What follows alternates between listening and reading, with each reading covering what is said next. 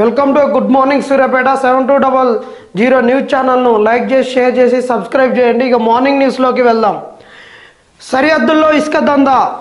AP నుంచి అక్రమంగా కోదాడకు రవాణా, లింక్ రోడ్ల ద్వారా గుట్టు చప్పుడు కాకుండా దిగుమతి, ఇక్కడి నుంచి హైదరాబాద్కు తరలింపు, అధికారుల కనుసన్నల్లో వ్యాపారం. ఇసుక దందాకు కోదాడ అడ్డగా మారింది. ఏపీ రాష్ట్ర సరిహద్దును ఆనుకొని రవాణాకు సులువైన మార్గాలు ఉండడంతో కోదాడకు చెందిన కొందరు పొరుగు రాష్ట్ర వ్యాపారులతో ఒప్పందం కుదుర్చుకొని ఈ ఇసుక దందాను చేస్తున్నారు. అర్ధరాత్రి వేళలో ఈ దందాను ప్రారంభించి మార్నింగ్ వరకు ఈ ఇసుక దందా ముగుస్తుంది. ఏపీలోని వాగులు, నదులు, ఇసుక రీచుల నుంచి రాత్రి వేళల్లో గ్రామీణ లింక్ రోడ్ల మీదుగా లారీల్లో కోదాడకు ఇసుకను తరలిస్తూ అక్కడి నుంచి రాష్ట్ర రాజధానికి చేరవేస్తున్నారు. ఇక ఈ ఇసుక దందా ఏంటంటే మన ఉమ్మడి నల్లగొండ జిల్లాకు మూసీ నది అనేటటువంటిది ఇక్కడ కృష్ణా నదికి ఉపనదిగా ఉంది. ఈ మూసీ నది అనంతగిరి కొండల నుంచి ఇక్కడికి వస్తుంది. ఈ మూసీ నది పరివాహక ప్రాంతమైనటువంటి సూర్యాపేట జిల్లాలో ప్రారంభం ఎక్కడవుతుందంటే రాయనగూడెం కానుంచి రాయనగూడెం, టేక్మెట్ల, కొంకతిమ్మన్నారం, దాని తర్వాత అనాజ్పురం, పెన్బాడు, దోసపాడు, ఇట్లా ఒక వరుసగా మనకు నేడింజర్ల, హుజూర్నగర్ నియోజకవర్గాల వరకు ఇట్లా వెళ్ళిపోతుంటుంది. ఇక్కడ అన్నిటిలలో చెక్ డ్యాములు కట్టడము గత 15 ఏళ్ళుగా ప్రతి ఊరి నుంచి ప్రతిరోజు కూడా 200 నుంచి 300 ఇసుక ట్రాక్టర్లు పోవడం, ఇసుక లేకపోవడము, దాంతోపాటుగా మొత్తం పొలాలు కావడము. ఇంతకుముందు గతంలో చూసినట్లయితే చిలకలు ఉండేది, వర్షం పడ్డప్పుడు చిలకల నుండి అనేటటువంటి రాళ్ళు అవి కొట్టుకొని పోయి ఇసుకగా డంప్ అయ్యేది, అక్కడ సిల్ట్ అనేది ఫామ్ అయ్యేది. ఇప్పుడు అన్ని పొలాలు కావడం, బురదలు ఉండడము, ఈ మూసీ నదికి అటు ఇటు పొలాలు ఉండడంతో ఏటికేతం వేసి పుట్లు పండించడం, ఈ కార్యక్రమాలు అన్ని జరగడంతో బురదతో ఇసుక రావట్లేదు. ఇలా రాకపోవడంతో ఈ ఇసుక ఆగిపోవడం వల్ల ఇప్పుడు ఏం చేస్తున్నారా అంటే ఏపీలో ఒక శాండ్ పాలసీ ఉంది. ఏపీలో నదులు ఉన్నాయి, కృష్ణా నది, అవన్నీ బ్యారేజ్, మన ప్రకాశం బ్యారేజ్ చుట్టుపక్కల అక్కడి నుంచి చిన్న చిన్న వాగుల నుంచి అక్కడి నుంచి టిప్పర్లలో ఇసుకను దందా చేసుకుంటూ కోదాడకు తీసుకొచ్చి కోదాడ నుంచి లారీలలో రూపంలో మళ్ళీ ట్రాక్టర్లు లోకల్లో ఈ ఇసుక దందాన్ని చేయడం జరుగుతుంది. ఇదే కాకుండా ఇంకా ఏంటంటే కొంత భూమిని కొని మట్టి ఉన్నటువంటి గులక ఉన్నటువంటి మట్టిని అల్ల నింపేసి దానికి నీళ్లు కొట్టేసి జల్లెడబట్టి ఇసుకను కూడా కృత్రిమంగా తయారు చేసి అమ్మడం జరుగుతుంది. ఇక కోదాడ బీఆర్ఎస్లో ముస్లిం మాజీ ఎమ్మెల్యేతో కలిసి పనిచేయమంటున్న నాయకులు, మాజీ మంత్రి వద్దకు చేరిన పంచాయతీ. కోదాడ బీఆర్ఎస్ పార్టీలో ముస్లిం పుట్టింది. మాజీ ఎమ్మెల్యే బొల్లమల్ల యాదవ్తో కలిసి పనిచేయలేమని, ఆయనకి ఎట్టి పరిస్థితుల్లో ఇన్ఛార్జి బాధ్యతలు ఇవ్వొద్దని ఆ పార్టీకి చెందిన 60 మంది ప్రజాప్రతినిధులు, నేతలు సోమవారం జిల్లా కేంద్రంలో ఉన్న మాజీ మంత్రి జగదీశ్వర్ రెడ్డిని కలిసి ముక్త కంఠంతో కోరారు. ఇక ఇది సూర్యాపేట జిల్లాలో మంత్రిని కలిసి వాళ్ళు చెప్పింది. ఇక్కడ ఏమైందంటే అసలు కోదాడలో 2018లో బొల్లమల్లయ్య గారు టీడీపీలో ఉన్నారు.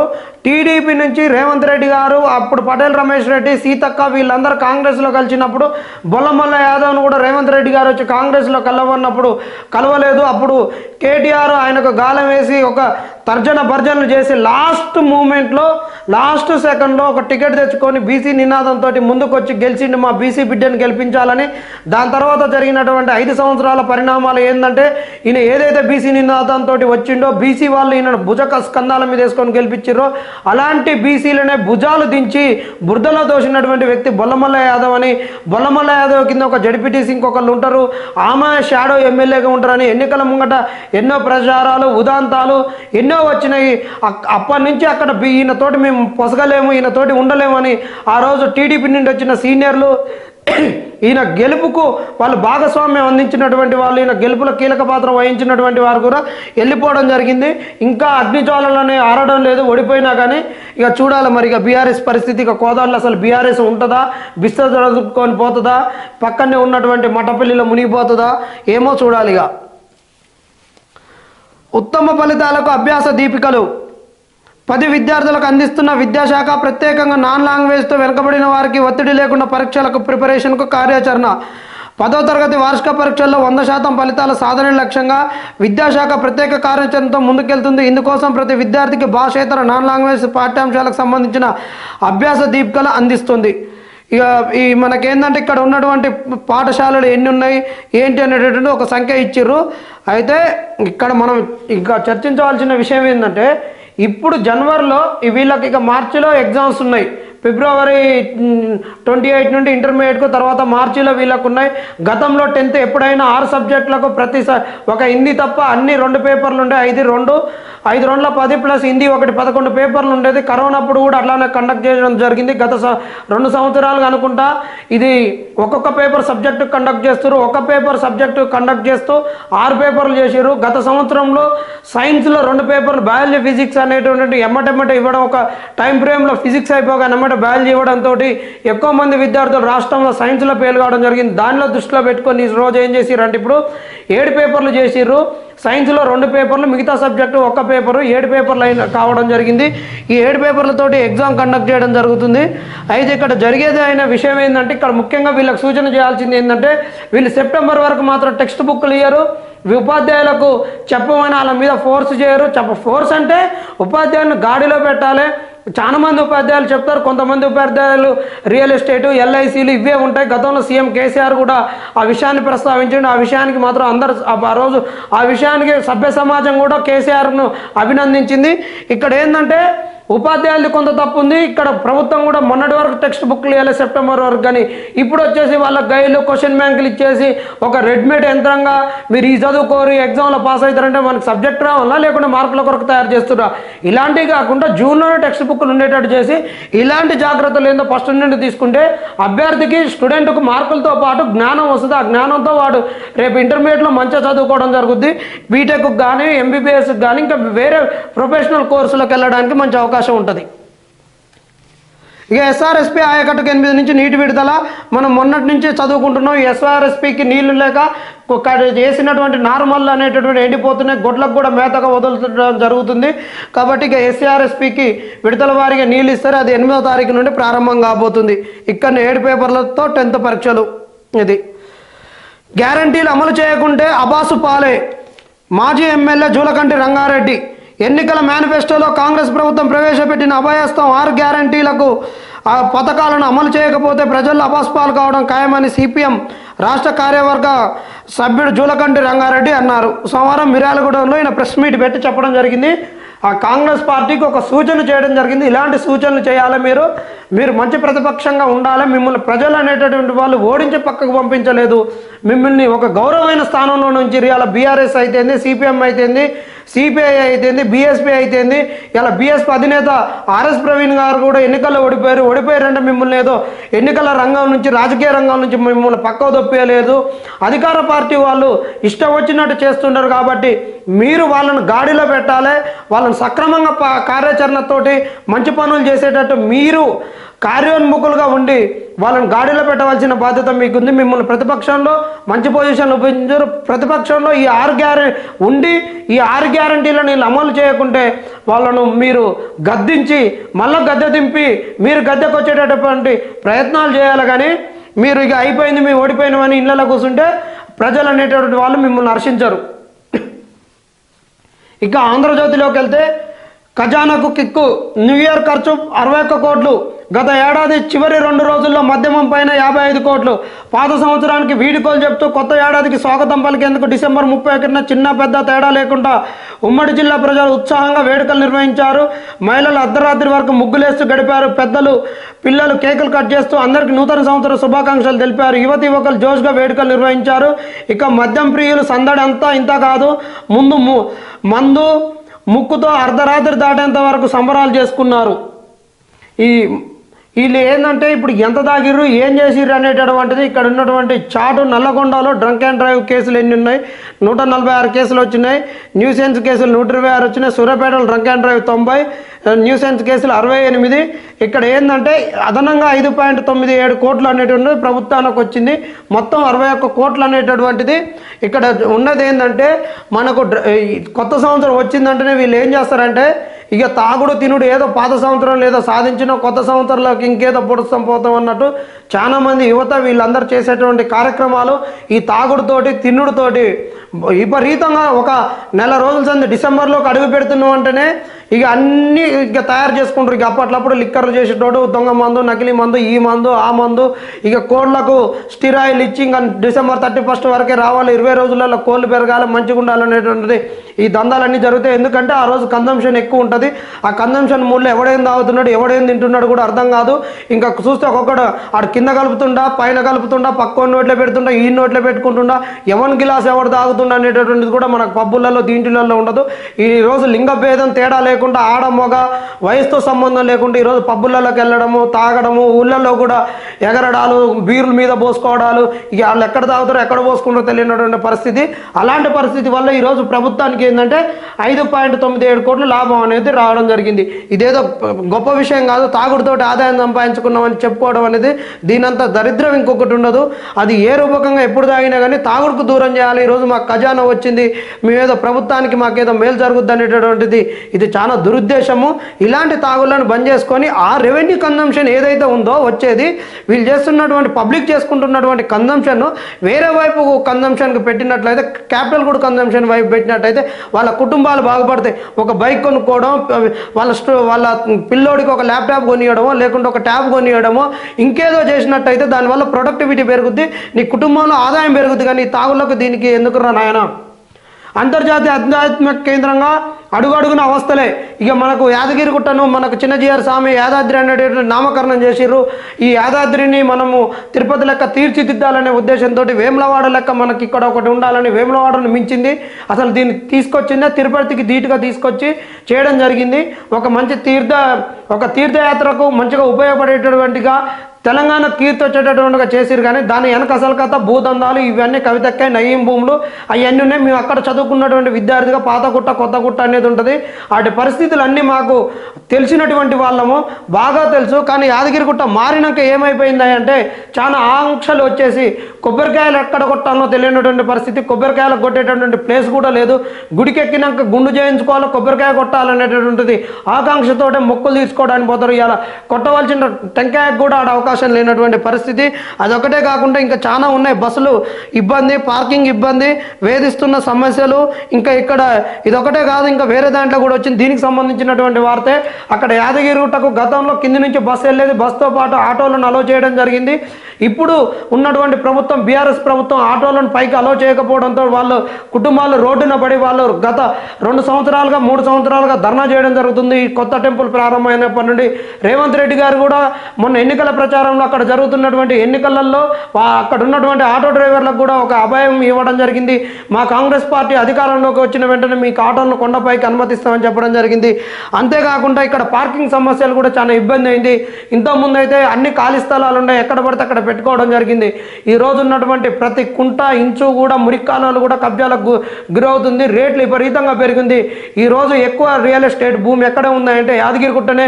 మీరు ఒకసారి మనకు ఉప్పల్ నుంచి ఆదివారం పూట చూసినట్లయితే అందరు ఇక్కడ నుంచి రియల్ ఎస్టేట్ చేసేటటువంటి వాళ్ళు టీచర్లను వాళ్ళను వీళ్ళను ఆ కార్లలో ఎక్కించుకొని పోయి ప్లాట్లు చూపిస్తూ పోతారు.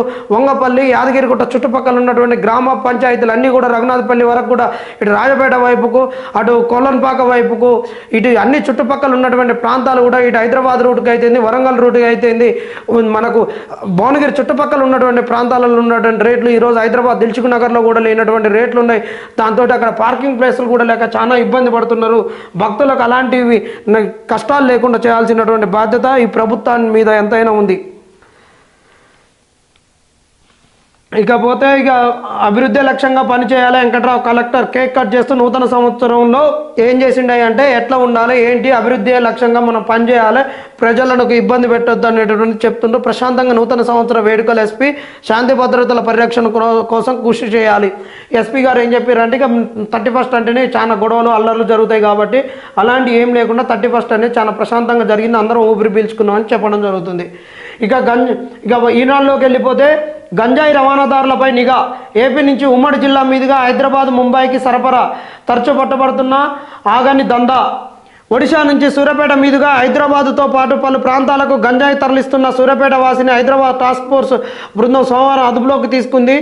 అతన్ని పోలీసులు తమదైన శైలిలో విచారించగా 3 కిలోల గంజాయిని తీసుకొచ్చానని వెల్లడించారు. అతనిపై గతంలో గంజాయి సరఫరా కేసులు ఉన్నాయి.